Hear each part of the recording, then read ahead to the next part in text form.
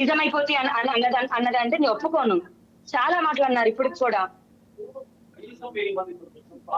లావణ్య, ఒక విషయం, రాజు తరుణే కాకుండా లావణ్యకి చాలా మందితో సంబంధాలు ఉన్నాయి. అవన్నీ కూడా వీడియోలు రావడం, వాయిస్లు రావడం, ఇవన్నీ ఏం చెప్తారు? ఇప్పుడు మరి అలా మాట్లాడుకుంటే రాజ్ తరుణ్ సినిమా నుంచి అందరివి మాట్లాడుకోవాలండి. ఇక్కడ వ్యక్తిగతంగా రాజ్ ఏం చేశాడా, నేనేం చేశానా అని పర్సనల్ గా మాట్లాడుకుంటూ పోతే చండాలంగా ఉంటుందండి. నాతో డ్రగ్ కేసు అయిన తర్వాత రాజ్ నన్ను ఇంట్లో నుంచి బయటకు వదిలేశాడు. ఒక చేతిలో రూపాయి లేదు, కేసు ఏంటో తెలియదు, ఎలా ఫైట్ చేయాలో తెలియదు.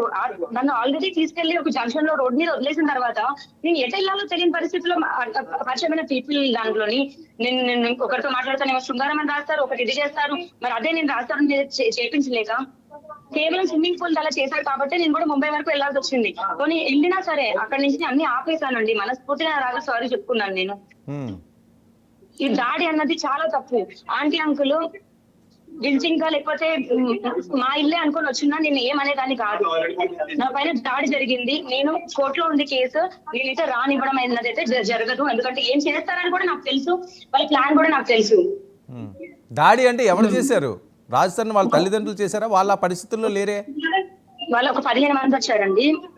ఫస్ట్ రావడమే తలుపులని పగలగొట్టుకుంటూ సీసీ కెమెరాలన్నీ డ్యామేజ్ చేసుకుంటూ వచ్చారు. మా తమ్ముడిని ఇచ్చేశారు. పైన నన్ను జుట్టు పట్టుకొని లాక్కొని వచ్చారు. కిందకు వచ్చిన తర్వాత అంకుల్ ఆంటీ కనబడ్డారు. ఆంటీ ఆపమనండి, అంకుల్ ఆపమనండి అన్నాను. అయినా అలాగే చూశారు. నన్ను బయటికి లాక్కొని వెళ్ళి గేట్ దగ్గరికి ఈడ్చుకుంటూ తీసుకెళ్లారు. ఆ ఈడ్చుకుంటున్నప్పటికీ కూడా నా హెయిర్, నా చేతులు, కాళ్ళు కూడా వాళ్ళ చేతుల్లోనే ఉన్నాయి. పోలీసులు కూడా చూశారు.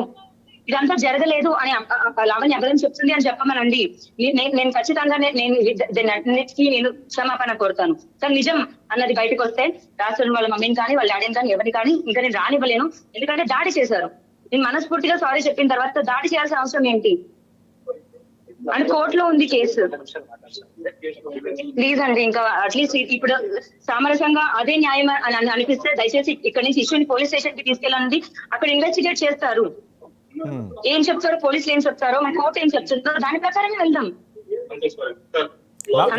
లావణ్య, ఒక్క విషయం చెప్పండి, రాజ్ తరుణ్తో మీకేమైనా ఇంకా సంబంధం లేదనో లేకపోతే వేరే రకంగా ఇద్దరు విడిపోతానో, ఆ సెటిల్మెంట్ ఏం అవ్వలేదా?